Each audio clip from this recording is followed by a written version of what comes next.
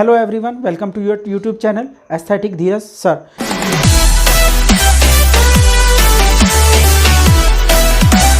Today we are going to discuss a very important topic that is known as telescope.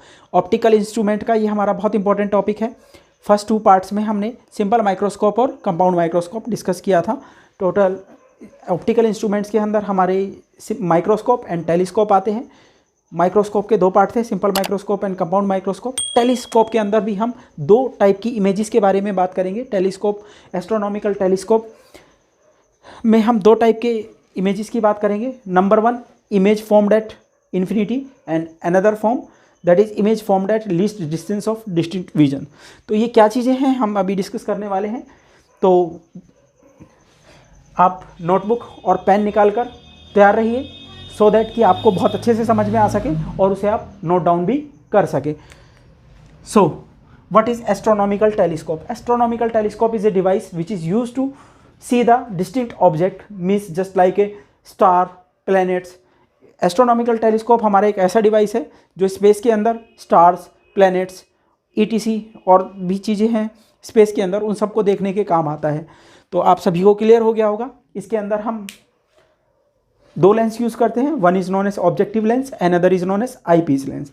जो eye के पास होता है उसको हम आईपीस लेंस बोलते हैं, और जो हमारा ऑब्जेक्ट की तरफ होता है, ऑब्जेक्ट की साइड होता है, मीन्स अदर टू द आई, इसको हम बोलते हैं ऑब्जेक्टिव लेंस. तो इसके अंदर हमारी 2 इमेज फॉर्म्ड होती हैं. अभी मैंने आपको बताया था इमेज फॉर्म्ड एट इन्फिनिटी, यानी कि जो हम फाइनल इमेज बनाने वाले हैं उसमें हम केस लेंगे इन्फिनिटी पर इमेज को फॉर्म करने का. तो इमेज फॉर्म्ड जो इन्फिनिटी पर होती है उस इमेज को हमारी आई, बहुत इंपॉर्टेंट बात आपको बता रहा हूँ, हमारी आई देख सकती है, क्योंकि हमारी आई के अंदर कन्वर्जिंग लेंस लगा होता है और वो इन्फिनिटी पर बनने वाली इमेज को भी कन्वर्ज कर कर देख सकती है. सेकेंड केस हम जो करने वाले हैं, image formed at least distance of distinct vision, means जो हमारी इमेज बनेगी वो 25 सेंटीमीटर के डिस्टेंस पर बनेगी, क्योंकि ह्यूमन आई के लिए, अडल्ट पर्सन के लिए least distance of distinct vision 25 centimetre होता है. मतलब इससे ज़्यादा पास में अगर ऑब्जेक्ट इमेज बने तो हम उसको ठीक से नहीं देख सकते, दूर उसके बाद देख सकते हैं. तो हम इमेज को least distance of distinct vision पर बनाने वाले हैं. तो अभी मैं जो आपके साथ फर्स्ट केस डिस्कस कर रहा हूँ that is known as image formed at infinity. Image formed at infinity. तो यहाँ पर हमें 2 बातें याद रखनी है टॉपिक को स्टार्ट करने से पहले. That is the basic introductory part, that is the convex lens. देखिए, इन्फिनिटी से कभी भी रेस आती है, चाहे वो सन से लाइट आ रही है या स्टार से लाइट आ रही है, वो सारी इमेजें हमारी, सारी रेस जो होती हैं वो पैरेलल आती हैं. वो पैरेलल आती हैं. जितनी भी रेस हैं, वो जो लाइट का बंच आ रहा है वो पैरेलल आता है, क्योंकि तो इसके अंदर इन्फिनिटी से रेस आने वाली हैं. हम रेस को पैरेलल लेकर आएंगे. ये आपने 10th क्लास में स्टडी किया होगा. ये हमारी पैरेलल रेस आ रही हैं और ये सभी कहाँ पर मिलेंगी आपको पता है. इमेज देखो, ऑप्टिकल सेंटर से जो रे पास होती है वो स्ट्रेट चली जाती है, लेकिन ऑप्टिकल सेंटर के अलावा जितनी भी रेज आती हैं वो पैरेलल नहीं जाती हैं, यानी स्ट्रेट नहीं जाती हैं. तो उनके साथ क्या होने वाला है, देखो इसका जो भी फोकस होने वाला है, मैं अगर इस फोकस का नाम, ये ऑब्जेक्ट में यूज़ होने वाला है इसलिए मैं FO यूज़ करूँगा उस वक्त जब मैं टेलीस्कोप का प्रॉपर डायग्राम बनाऊंगा. तो ये इमेज जो है आपकी ऑप्टिकल सेंटर पर, यानी कि ऑप्टिकल सेंटर से ये रेस गई यहाँ से, और जो इमेज बनने वाली है वो आपकी फोकस पर बनेगी. Image will be formed at focus. ये बात आपको क्लियर है कि जब भी इन्फिनिटी से रेज आती हैं तो इमेज आपकी फोकस पर बनती है. ये बात मेरे ख्याल से आप सभी को पता है, और नहीं पता तो आप देख सकते हैं कि इन्फिनिटी से जो भी रेज आती हैं उसकी जो इमेज है, यानी कि तो एक्चुअली क्या होता है, जो इन्फिनिटी से रेज आती हैं, यानी कि ऑब्जेक्ट हमारा इन्फिनिटी पर रखा हुआ होता है तो इमेज हमारी फोकस पर बनती है. ये बात आपको क्लियर हो गई होगी. सेकेंड थिंग, अगेन सेकेंड जो कंसेप्ट आपको यूज़ करना है इसके अंदर, आप एक कॉन्वेक्स लेंस लेंगे, और इस बार जो कॉन्वेक्स लेंस यूज़ होने वाला है वो आईपीस के लिए यूज़ होने वाला है. ये इमेज मैं आईपीस में बनाऊंगा. इसके अंदर हम इमेज को फोकस पर रखेंगे. मैंने आपको बताया कि इमेज मुझे इन्फिनिटी पर बनानी है, और इमेज इन्फिनिटी पर बनती कब है, जब ऑब्जेक्ट फोकस पर रखा हो। आप सभी जानते हैं, अगर नहीं याद तो याद कर लीजिए कि ऑब्जेक्ट जब भी हमारा फोकस पर रखा हुआ होता है तो इमेज हमारी इन्फिनिटी पर बनती है। और यहाँ पर जो हमारी इमेज बनेगी वो इन्वर्टेड इमेज होगी। देखो, आपने जितने भी अभी तक केस सीखे थे उसके अंदर आप ऑब्जेक्ट को सीधा रखते थे, लेकिन यहाँ पर एक डिफरेंट पॉइंट आपके पास आने वाला है। हमारा जो ऑब्जेक्ट है, क्योंकि वहाँ जो इमेज बनेगी वो ऑब्जेक्ट की तरह ट्रीट करने वाली है, इसलिए यहाँ पर जो ऑब्जेक्ट है वो उल्टा रखा हुआ नजर आएगा। इसको तो उल्टा रखा हुआ नजर आएगा, तो इमेज हमारी कैसे बनने वाली है, देखिए इसका नाम हमारा एफ ई होगा। एफ ई आपका इस साइड पर भी एग्जिस्ट करेगा, आप जानते हैं। तो एक रे को प्रिंसिपल एक्सिस के पैरेलल लेके जाएंगे, वो रे कहाँ से पास होगी, फोकस से, ठीक है। अनदर रे को आप ऑप्टिकल सेंटर से पास कराएंगे, तो ये दोनों रेस पैरेलल हो जाएंगी हमारी। तो लाइक दैट ये हमारी इमेज जो है इन्फिनिटी पर नज़र आ जाएगी। अगर आप आगे बढ़ाते हैं तो आगे देख सकते हैं, और इसको पीछे भी बढ़ाकर आप देख सकते हैं। बोथ साइड पर हमारी इमेज रखी होगी, तो इमेज राइट साइड में भी इन्फिनिटी पर होगी, लेफ्ट साइड में भी हमें इन्फिनिटी पर ही नज़र आने वाली है। तो ये दोनों ही कंसेप्ट अगर आप देख लेते हैं तो आपको बहुत आसानी से हमारा रे डायग्राम क्लियर हो जाएगा।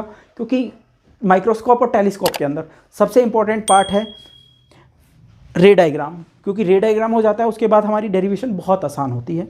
इंट्रोडक्शन मैंने आपको स्टार्टिंग में दिया था कि माइक्रोस्कोप होता क्या है, वो इंट्रोडक्शन आप सबसे पहले, अगर ये टॉपिक आता है तो सबसे पहले इंट्रोडक्शन आप लिखेंगे, देन उसके बाद आप रे डायग्राम बनाएंगे।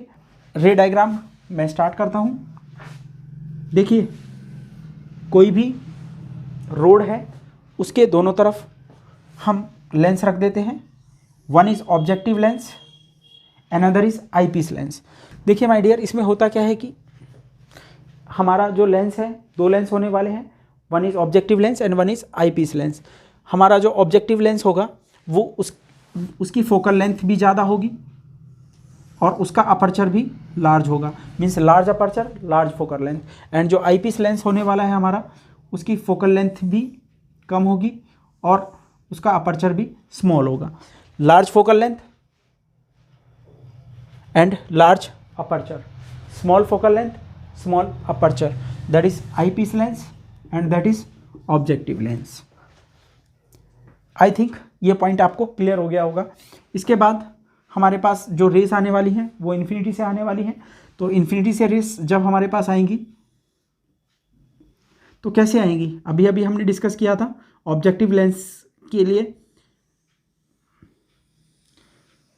इट शुड बी क्लियर कि ये एंगल बहुत ज़्यादा नहीं बनाना, एंगल आप जितना छोटा रखेंगे उतना ठीक रहेगा आपके लिए। ये एंगल आपको स्मॉल रखना है। Is that clear? Let us assume that ये प्रिंसिपल एक्सिस के साथ अल्फा एंगल बना रही है, अल्फा एंगल बना रही है, ठीक है। और इसका फोकस हमारा एग्जिस्ट कर गया on that point, that is focal length of objective lens, F O for the objective lens. तो यहाँ पर हमारी इमेज बनेगी, इमेज फॉर्म्ड होगी। ये एरो हेड शो कर रहा है उसकी पोजीशन को, और इन रे को आप कैसे लेके आएंगे, देखो इनके सेंटर तक लेके आना है आपको और इस पॉइंट से मिला देंगे। एरो हेड्स बहुत इंपॉर्टेंट होते हैं, ये रेस की डायरेक्शन को शो करते हैं। These are the arrowheads, that is the position of image formed by the objective lens। अब इस इमेज को कौन देखने वाला है, इस इमेज को आपका आई पीस देखेगा, और आई पीस, इसको आई पीस देखते हुए हमारा, इस इमेज को आई पीस देखते हुए अपनी एक इमेज बनाएगा। अब ध्यान से देखना है, यहाँ इसके बाद मेरे दो केस हैं, इमेज फॉर्म्ड एट इन्फिनिटी, उसका नाम है नॉर्मल एडजस्टमेंट। क्या नाम है उसका? Normal adjustment. तो मैं पहली डेरिवेशन जो आपके साथ कर रहा हूँ that is with normal adjustment.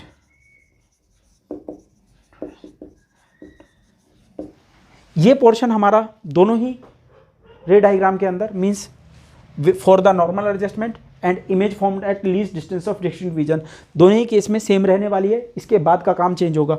देखिए यहाँ पर मुझे इन्फिनिटी पर इमेज बनानी है, तो object should be place at the focus, object should be place at the focus.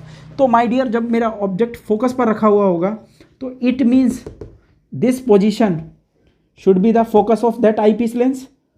तो जो मेरा एफ ओ है उसी पॉइंट पर, देखो this distance from that optical centre, मैं 1 नाम दे देता हूँ, इसके ऑप्टिकल सेंटर का नाम मैं C2 दे देता हूँ। C1 to FO, C1 to FO is focal length of objective lens, and this distance C2 to that is, इसका नाम मैं FE भी रख देता हूँ, यानी कि यहाँ से distance that is FE focal length होने वाली है इस आईपीस लेंस की।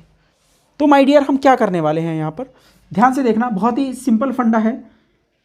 मैंने अभी आपको बताया था इमेज इन्फिनिटी पर फॉर्म होने वाली है, तो यहाँ से एक रे स्ट्रेट चली जाएगी, ये पैरेलल रे जाएगी, ये थोड़ी सी टेढ़ी हो गई है, तो इसको हल्का सा आप स्केल की हेल्प से बनाएंगे तो आपकी रे बिल्कुल सीधी बनेगी, और दूसरी रे डॉट डॉट डॉट में बढ़ा देंगे, और भी रे जो बाकी रेस हैं वो भी आपकी पैरेलल होने वाली है, इसके पैरेलल सारी रेस आएंगी। तो ये जो पैरेलल रेस आ रही हैं ये हमारी इमेज इन्फिनिटी पर बना देंगे। रे डायग्राम आपको स्क्रीन पर नज़र आ रहा होगा, आप स्क्रीन पर इस रे डायग्राम को बना सकते हैं। आगे देखिए, अब इस एंगल का नाम अल्फा है, जो भी ऑब्जेक्ट एंगल सबटेंड करता है उसको हम बोलते हैं अल्फा, और जो इमेज एंगल फॉर्म करती है उसको हम बोलते हैं beta. That is the image formed at the center is known as beta and that is alpha. देखो ये पार्ट भी मेरा अल्फा होगा और this part is also alpha. Why, two lines एक दूसरे को इंटरसेक्ट कर रही है, तो this angle is equal to this angle. तो माय डियर यहाँ तक आपको समझ में आ गया होगा। इसके बाद अब इस डेरिवेशन में इस कंटेंट में मीन्स टेलीस्कोप के अंदर बहुत ज़्यादा कुछ नहीं बचता है। सो जुड़े रहिए मेरे साथ, बिकॉज ज़िंदगी का मज़ा समझने में है। तो माय डियर अब बहुत इंटरेस्टिंग टॉपिक हमारा होने वाला है। अब हम यहाँ पर क्या करते हैं, मैग्निफिकेशन को डिफाइन करते हैं। What is magnification? Magnification as we know that the ratio of angle subtended by the final image, angle subtended by the final image to the angle subtended by the object, angle subtended by the object। Object ने जो angle subtend किया that is alpha, and image ने जो angle subtend किया that is beta. देखिए जब हमारे दोनों एंगल स्मॉल हो we can take it nearly equal to 10 beta upon में 10 अल्फा। इस फंडे को मैंने बहुत ज़्यादा डीपली एक्सप्लेन किया है इन केस ऑफ माइक्रोस्कोप। तो आप और भी बहुत ज़्यादा जानना चाहते हैं तो मेरे प्रीवियस टॉपिक्स में जाकर मेरे चैनल पर इसके पार्ट 1 और पार्ट 2 को आप और भी ज़्यादा ध्यान से देख सकते हैं। तो माय डियर मैग्निफिकेशन आपको क्लियर है। M for the magnification is the ratio of angle subtended by the image to the angle subtended by the object. जब ये एंगल स्मॉल होते हैं तो इसको हम 10 बीटा अपॉन में 10 अल्फा ले लेते हैं, क्योंकि ये भी थोड़ा सा चेंज हो गया, ये भी थोड़ा सा चेंज हुआ, रेशो नियरली इक्वल आ जाता है। ये इक्वल नहीं है, नियरली इक्वल है। तो माय डियर अब हम 10 बीटा और 10 अल्फा कैलकुलेट कर लेते हैं तो मेरे पास आंसर आ जाएगा। तो आपको क्लियर हो गया होगा, देखते ही आपको डायग्राम को देखते ही क्लियर हो रहा होगा। यहाँ पर बस इमेज की नेमिंग करना बाकी है। ये मेरे पास इमेज है, इसकी नेमिंग करते हैं हम। मैंने इमेज का नाम रख दिया A डैश एंड इस पॉइंट का नाम मैंने रख दिया B डैश। तो एंगल अल्फा किस ट्राइंगल में नज़र आ रहा है आपको? क्लियर है? अल्फा ढूंढिए, फाइंड करने की कोशिश कीजिए। तो देखिए माय डियर ये हमारा है A dash B dash C1। तो triangle that is A dash B dash C1। So 10 alpha is equal to perpendicular upon base, 10 is perpendicular upon base. 10th class में आपने स्टडी किया था। What is perpendicular for this triangle, this right angle triangle? A dash B dash upon में B dash C1, A dash B dash upon में B dash C1। So again we are going to calculate beta. So beta आपको किस triangle में नजर आ रहा है? देखिए बहुत सिंपल फंडा है। Beta A dash B dash C2। अब आपको लग रहा होगा कि ये बहुत इजी है, माइक्रोस्कोप से भी ज़्यादा इजी है। वहाँ तो हमें B डैश के लिए एंगल बीटा के लिए सोचना पड़ता था, लेकिन यहाँ नहीं सोचना क्योंकि आपके पास एक ही ट्राइंगल अवेलेबल है। So 10 beta equal to A dash B dash upon में B डैश C2। क्लियर? देखिए माय डियर ये मेरे इक्वेशन थी m equal to 10 beta upon 10 alpha. इस इक्वेशन का नाम हम 1 रख देते हैं, इक्वेशन का नाम हम 2 रख देते हैं एंड इक्वेशन का नाम हम 3 रख देते हैं। आपके पास 3 इक्वेशन है, tan बीटा और tan अल्फा की वैल्यू हम फर्स्ट इक्वेशन में पुटअप करते हैं। तो putting the value of second and third in first equation we get m is equal to beta, beta is tan beta. देखिए ध्यान से देखिए बेटा जी, m मेरे पास इक्वल है tan beta upon tan alpha के। tan बीटा की वैल्यू मैं पुटअप कर रहा हूँ यहाँ पर, that is a dash b dash upon में b dash c2 divide by tan alpha के बदले मैं पुटअप करने वाला हूँ, I am going to put up that value, that is a dash b dash upon में b dash c1। This is cancel out, you will left with b dash c1 upon में b dash c2 and b dash c2 and b dash c1 की value हम find करने की कोशिश करते हैं। b dash c1 देखिए यहाँ पर दैट इज FO, क्योंकि इस सेंटर के राइट साइड में है तो that is plus FO and b dash c2 is FE, लेकिन ये लेफ्ट साइड में एग्जिस्ट कर रही है सेंटर ऑफ कर्वेचर के, तो that why this is known as minus FE। तो m मेरा आंसर हो गया FO upon minus FE, FO upon minus FE, तो दैट्स योर आंसर। तो मेरी टोटल जो लेंथ होगी इसकी वो कितनी होगी, लेंथ ऑफ द टेलीस्कोप। देखिए लेंस के अंदर जो इसकी हम लेंथ लेने वाले हैं, ऑब्जेक्टिव लेंस से लेकर आईपीस लेंस तक का डिस्टेंस लेने वाले हैं। ये डिस्टेंस आपको नजर आ गया होगा, that is FO plus FE। तो length of the telescope is FO plus FE, length of the telescope is FO plus FE and the magnification is FO upon minus FE. These are the two results. बेटा जी topic के बाद हम एक numerical इसका discuss कर लेते हैं ताकि आपके माइंड में कंसेप्ट एंड फॉर्मूलेस क्लियर हो जाए। देखिए my dear, an astronomical telescope of magnifying power is 6। एक एस्ट्रोनॉमिकल टेलीस्कोप है जिसकी मुझे मैग्नीफाइंग पावर गिवन हुई है, that is m equal to 6। Magnification की कोई भी यूनिट नहीं होती है। मैग्नीफिकेशन का मतलब होता है ऑब्जेक्ट कितना मैग्नीफाई हुआ। If I got the value more than 1, अगर m की वैल्यू 1 से बड़ी है मीन्स इमेज मेरी बड़ी बनी है ऑब्जेक्ट से, m की वैल्यू 1 से छोटी है इसका मतलब इमेज छोटी बनी है। अब यहाँ पर m की वैल्यू 6 है, इसका मतलब ऑब्जेक्ट मेरा 1 सेंटीमीटर का है तो इमेज 6 सेंटीमीटर की है। ऑब्जेक्ट मेरा 2 सेंटीमीटर का है तो इमेज मेरी 12 सेंटीमीटर की है, मीन्स 6 टाइम्स इमेज बनी है। That is the meaning of magnification. तो मैग्नीफिकेशन की कोई भी यूनिट नहीं होती है। एंड आगे हम बढ़ते हैं क्वेश्चन में। N astronomical telescope of magnifying power 6 consist of 2 thin lenses, उसके अंदर 2 लेंसेस हैं 35 सेंटीमीटर अपार्ट। वो दोनों लेंसेस मेरे 35 सेंटीमीटर अपार्ट रखे हुए हैं। देखिए इसका मीनिंग क्या है, आपको इसके बेसिक रे डायग्राम पर जाना होगा। देखो आपको याद होगा एक हमने ऑब्जेक्टिव लेंस लिया था, एक आईपीस लेंस लिया था, और ये ऑब्जेक्टिव लेंस और आईपीस लेंस के बीच का जो डिस्टेंस था उसका नाम L था and that is L। Diagram के अंदर आपको याद होगा that is FO and that is FE। ये थे तो FO प्लस FE मेरा L था, लेंथ था। तो अभी मैं लिखने वाला हूं दोनों लेंस रखे हुए हैं, means L is 35 centimetre, length is in centimetre.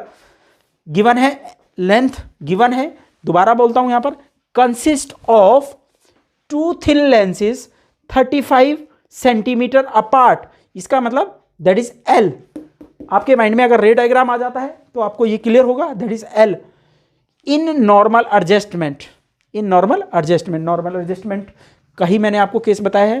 Calculate the focal length, calculate the focal length of the lenses, means FO calculate करना है एंड FE कैलकुलेट करना है। तो देखिए एकदम शीशे की तरफ क्लियर है। मेरे पास 2 ही फॉर्मूलेस होते हैं, एक m का फॉर्मूला है और एक L का फॉर्मूला है। m का फॉर्मूला क्या है मेरे पास, FO अपन FE। कहेंगे sir FO upon minus FE है ना कि FO अपॉन FE, लेकिन मैं यहाँ पर FO अपॉन FE ही लेने वाला हूँ ना कि माइनस का। माइनस का क्यों नहीं लेने वाला, एक्चुअली नेगेटिव साइन जो मेरा आया था वो लेफ्ट साइड में होने की वजह से आया था, लेकिन मैग्नीफिकेशन को मैं यहाँ पर मुझे लेंथ कैलकुलेट करनी है। तो लेंथ के अंदर माय डियर होगा क्या, लेंथ का कंसेप्ट मुझे यूज़ करना है, तो लेंथ के कंसेप्ट में नेगेटिव और पॉजिटिव मैटर नहीं करेगा, क्योंकि नेगेटिव लेता हूँ तो वो सब्ट्रैक्ट हो गया। तो यहाँ पर हम इसको ऐड करने वाले हैं, जो पॉजिटिव की तरह हम ट्रीट करेंगे। तो ये क्लियर है, माइनस साइन नहीं लेना है, ये वेरी इंपॉर्टेंट कंसेप्ट है, ये आपको ध्यान रखना है। तो m is 6 equal to FO upon FE, cross multiply करते हैं, 6FE is equal to FO, that's my first equation. अब मैं दूसरे कंसेप्ट की तरफ आगे बढ़ता हूं। L इज इक्वल टू क्या होता है आपका FO प्लस FE, और L की वैल्यू मेरे पास अवेलेबल है 35, FO plus FE, that's my second equation. मैं फर्स्ट इक्वेशन की वैल्यू यहां पुटअप करता हूं, यानी कि putting the value of FO in second equation. क्या मिलने वाला है आपको, देखिए FO की वैल्यू मैं 6FE रखने वाला हूं, तो मेरे पास क्या ऑब्टेन होगा, फर्स्ट इक्वेशन में 35 के साथ मैंने 35 लिखा, FO के प्लेस पर मैंने लिखा 6FO plus FE, this implies that 7FE, 6FO plus 1FE equal to 7FE। तो what is FE here, 35 upon 7, that is 5 centimetre. And what is FO, FO is 6 into 5, that is 30 centimetre. So thank you students, मैं अपने topic को यहीं bind up करता हूँ, video थोड़ी लंबी हो रही है।